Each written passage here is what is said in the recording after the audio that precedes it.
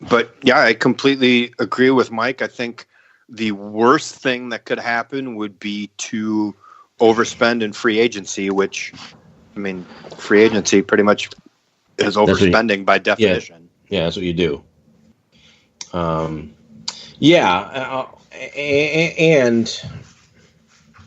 I mean, I guess that it's such a crossroads moment, right? Because if you overspend in free agency, that means that you think that you're going to just sort of try and go for it again next year, right? I mean, that's why you go and get a bunch of guys in free agency or overpay for a couple of guys or whatever overspending means in that case. I think the Wild are at a spot where it would be prudent to stay out of free agency. I agree. Because, and remember, what was Chuck's pretty much first priority when he first got the job? Chuck Kobasu? It was to cleanse the Wild of the stench of Doug Risebrough, right, and to replenish the cupboards, right? Right. And I think that's kind of where Fenton's priorities should be. So I don't want to see him overspend over the summer, especially since they really just got out of salary cap purgatory for the first time in a long time. Yeah. So, Mike, you go ahead, man. Oh, I was just going to say, and it's not a great free agent class as it is. So, yeah, I mean, one of Fenton's big things was he cleared a bunch of cap space, but it's not a great free agent class, and overspending is just going to put us right back into the same hell we just lost a bunch of trades to get out of. So I don't think and I don't think this, I mean, realistically, looking at this team, they're not two decent free agents away from being contenders again. Right. I mean, have to take a step back and look at themselves and be like, I mean, this is going to take a couple years. I mean, they're not just going to sign a couple guys and all of a sudden be, right back into the thick of things. Yep. And I'm afraid that that's what they need. And I'm not a season ticket holder, so, I don't pay what a lot of these people pay to go watch the terrible on-ice product that they're getting. So I understand that, most of them probably want this turned around quickly, but unless they do it the correct way, they're going to be stuck in the same spot they've been in the last 6 years. Right. Yeah, and that's the thing. This isn't I hope that they don't go the Band-Aid route, because what they're patching up is a leaky ship to begin with, and there's no amount of Flex Seal in the world that's going to save that, in my opinion. And in doing that, you're just going to perpetuate drafting 10th, 11th, 12th, 13th, and not getting the type of high-end skill that you absolutely need, and that is almost never available via trade or free agency till it's too late. Right. And so if you're going to do this, if we're going to address the actual problems, that means having a couple years where you're bad. And I realize people are going to say, oh, Edmonton sucked forever and Buffalo and Arizona. Yeah. That's definitely the risk. But the problem is there's no other way to have an opportunity to get your hands on that type of skill.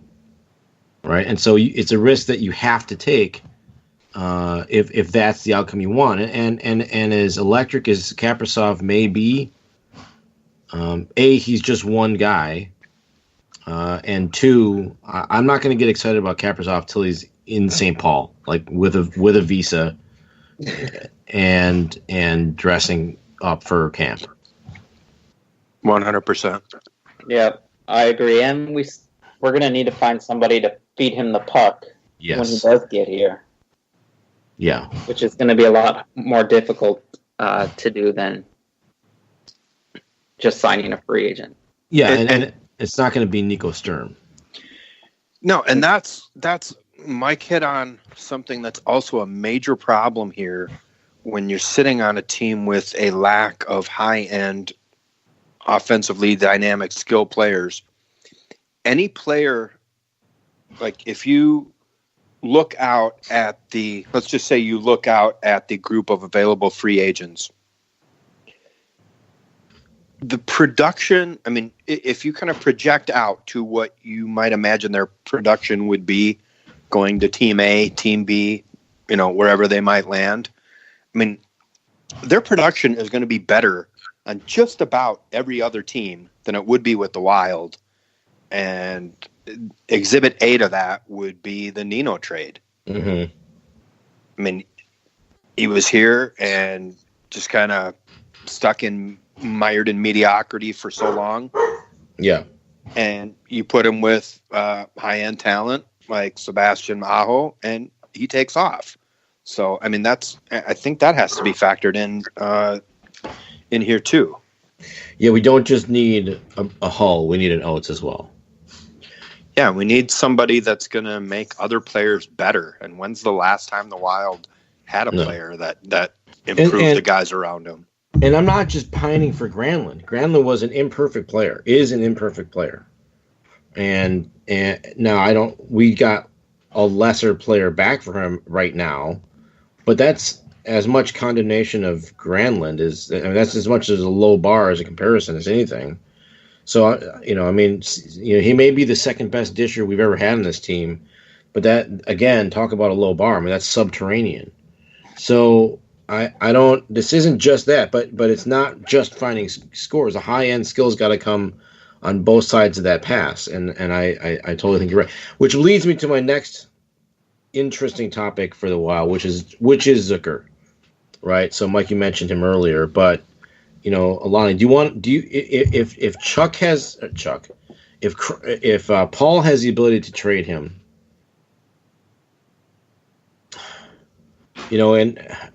okay, so we don't know what the return is going to be. I mean, you assume that it's going to be, but you kind of have to take that part of the equation. So, do you think do you want him to see him back, no matter what the potential trades are, or are you comfortable with him not being back next year if that's what happens? I'm pretty much indifferent on Zucker, to be honest. I mean, the good thing is, given his contract situation, and Nick and Mike, you guys probably know this better than I, but Zucker has some sort of no trade protection that kicks in on July 1st. Mm-hmm. So there's a great chance that this will be resolved probably at the draft, I'm guessing, mm-hmm. one way or another. So I'm not really sure what Suter is going to elect to do with the Zucker situation. Mike, what's your take on Zucker? I guess I'm pretty indifferent too. I mean, to me, a lot of it's going to be on the return, which we don't know.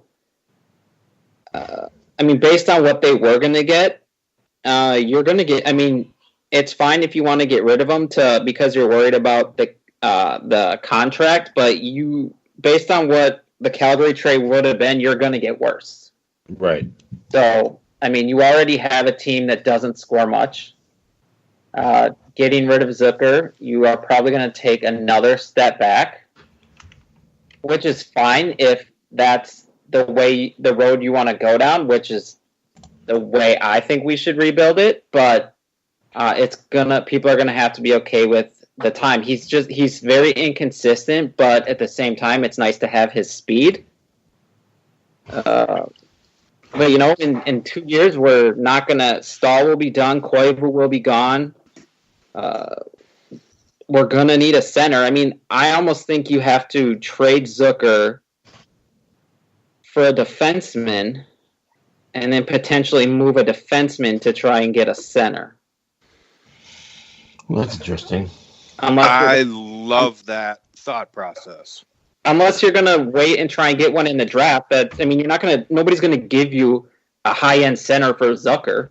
You're going to have to find a team that needs defense or wants a forward that has a boatload of defense, grab a defenseman, and then, go for another team that needs defensemen and that has a boatload of forward or a center and try to make a deal that way.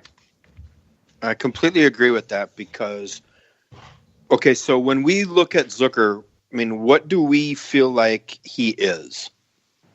He's a mid-20 goal scorer a year. He's a probably baseline 20, maybe ceiling 30 goal guy. Yep. And you're not going to trade him, as fans, we want to see, if we trade him away, we want another 30, we want a surefire 30 goal scorer coming back. That's not going to happen. And there's no GM in his right mind would make that trade. And 30 is a lot of goals in the NHL these days. Yeah, sadly right? it is, especially for the Wild. But that's 7 more, or roughly 30% more than he has averaged. He's over his career to date numbers, extrapolated to 82 games, is 23.5 goals. Right, so you add 7 to that, and you're at about 30% more. So he's 70% of a 30 goal scorer. So he's not a 30 goal scorer. And he's got a $5.5 million cap hit for the next 4 seasons after this, and he's got a precarious home situation with his wife not being able to leave the state of Minnesota for custody reasons, which we learned about. Which I think that's gonna further diminish what you might get for him, because I think that's a big risk that he's going to be miserable without his wife and kids there, but for the handful of times they play Minnesota. I mean, I think that's a real thing. I think that's a real risk. I love the word precarious. That's one of my favorite words of all time. I'm over him at this point. I think he's overpaid for a 23 goal scorer. I think he chokes away too many chances. I understand that he's the fastest guy on the team by far, but without a guy who can send him the lob pass, it doesn't matter. I mean, when he does break in on people with that speed, he's got this ridiculous go for the wraparound nonsense. So it's sort of at which point he comes out the other side of the goal, and there's a defender there, which negates his speed, the speed advantage. I'm completely over him. I think though that we're stuck with him. Like I'm worried that he's untradeable. Or if you trade him, I mean, that's going to be another one that Fenton's going to take it in the shorts as far as the value of the return. Do you remember the trade rumor that we could have got out of Nino and Zucker last summer to Arizona? Oh yeah. God. Do I want to hear this? It was like Christian Dvorak and Max Domi, something. God, would that have been nice right about now? Yeah. Yeah, and the other thing that worries me is what we got back for Granlund. Yeah. Essentially, he was your top scorer. Right. I mean, so if you were going to get something back aside from, if you're going to trade Zucker or Spurgeon, nobody else has the value. Right. So you've traded, outside of Dumba and Spurgeon, your best asset. So now, I mean, what you have left isn't going to get you much. No, and it blows a hole. I mean, like, Brodin is a tough guy to trade right now. Spurgeon's a extremely dangerous guy to trade off this roster right now. Now, that doesn't mean that you can't replace him with another capable defenseman. And that's the thing is yes, Zucker's fast, but it's not like you can't get another fast guy. I mean, there's fast guys in the league, right? So, but and so I mean, you can make that argument. You can apply that rationalization to any one player, but yeah, I mean, you're absolutely right, Mike. I mean, he traded the guys that he could trade off this roster to period. Right? I mean, he did, and I think that while there's certainly an element of Fenton got hosed here on a couple of these deals, and we're hearing what he was going to trade Zucker for to Calgary doesn't help him in this argument, but there's also an element of maybe that's just what the market was bearing, although not trading Stahl is sort of part of that. Although, did Russo say on the podcast that that Stahl turned that down? No, from what I heard Russo say before, Boston was not on his no trade list. Oh, okay, all right. So he could have moved him, but Fenton decided not to. He didn't want the first round and the player, and then call his bluff about re-signing here in the summer. He didn't want that. Yeah. Right. But he did want to sign him for a 2-year extension. Yeah, which looks great right about now. I don't think Fenton it doesn't seem like he understands what leverage is.